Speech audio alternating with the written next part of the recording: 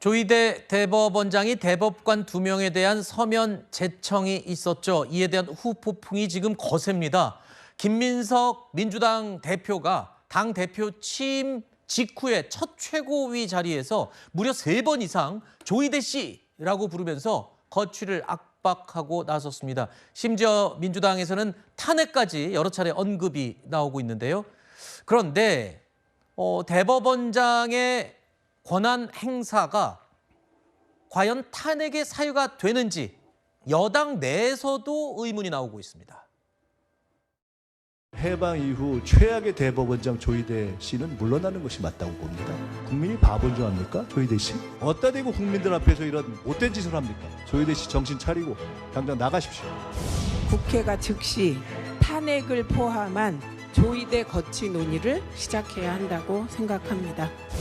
대법원장에게 공갈 협박이나 늘어놓는 모습이 정청래 전 대표와 뭐가 다릅니까? 대법원장이 감히 대통령께 됨을 보고하지 않았다는 게 탄핵 사유라고 주장하는 것 자체가 권분립과 민주주의를 통째로 부정하는 발상입니다.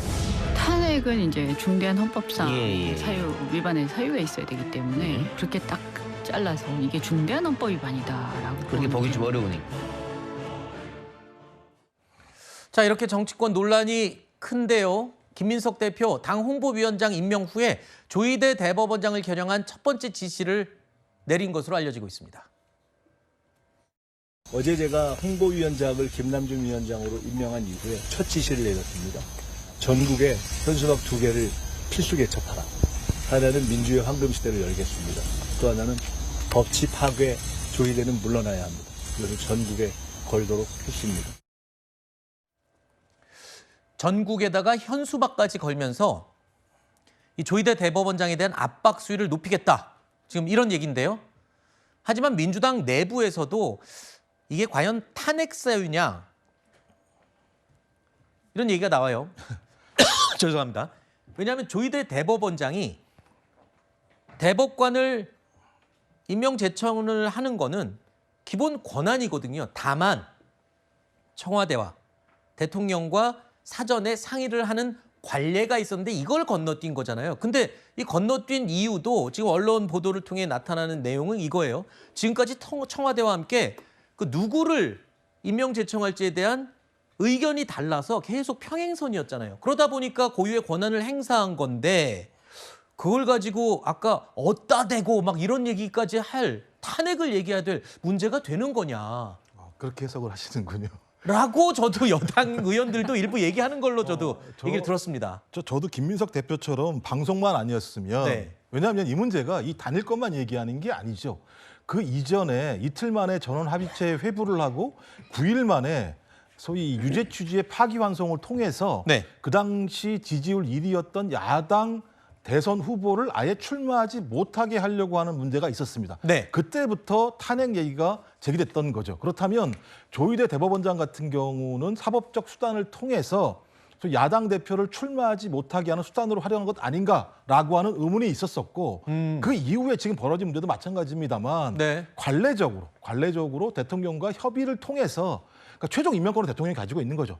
제청권만 가지고 있는 상황인데 실제적으로 대법원 추천위원회에서 결정한 사항들을 법원 행정처장이 전화를 통해서 다시 다 싹 갈아엎으려고 했던 과정들이 지금 사실로 등장한 것이고 그다음에 그러면 왜 조희대 대법원장이 이런 일을 할 것인가라고 하는 근본적인 많은 사람들의 추정은 네. 재판 소원제 문제, 대법관 증언 문제에 대한 나름대로의 저항 아닌가 이런 측면에서는 조희대 소위 임명된 권력인 조희대 대법원장이 입법부와 행정부 양 두 가지의 결정에 대해서 반기를 드는 정치적 행위를 하는 것이 아닌가. 네. 이 문제에 대해서 어떻게 견제할 것인가.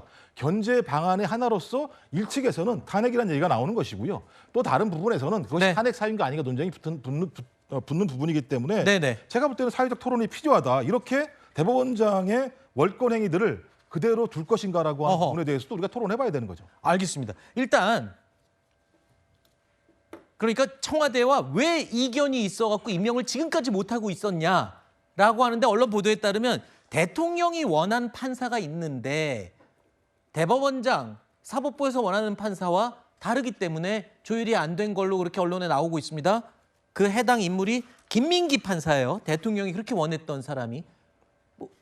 어떻게 설명을 좀 쉽게 풀어주시죠. 왜 이 김민기 판사를 원하는 거고 왜 이견이 조율되지 않았는지. 김민기 판사를 청와대가 낙점을 했다는 소식이 꽤 오래전부터 있었어요. 네. 근데 김민기 판사의 부군, 그러니까 남편이 현직 헌법재판관입니다. 아하. 그러면 우리나라 대한민국 헌법 체계에서는 대법원이 있고 헌법재판소가 있는데 두 역할이 달리 있습니다. 네. 그런데 둘이 상호 견제하는 부분도 있는데 과연 남편이 헌법재판관이고 부인이 대법관이다. 그러면 그 상호 견제와 균형이나 여러 가지 역할 분담이 되겠느냐? 이해 충돌의 소지가 있다는 지적이 있었습니다. 과거에도요. 이런 경우가 있었어요. 그때 그 부부가 동시에 하는 건 온당하지 않다. 그래서 제청을 하지 않았습니다. 네. 그래서 저는 민주당이 지금 전혀 다른 별개의 사안, 그러니까 이재명 대통령의 재판까지 끌어들여서 본질을 흐리는 거는 온당하지 않다고 생각을 하고요. 그러면 이런 질문을 되짚고 싶어요. 산권 분립 체제가 있고 헌법에는 대법원장이 임명제청을 할 수 있는 권한이 있습니다. 그럼 6개월 이상 공석이었는데 임명제청조차 하지 말라고 하는 것. 네. 그러면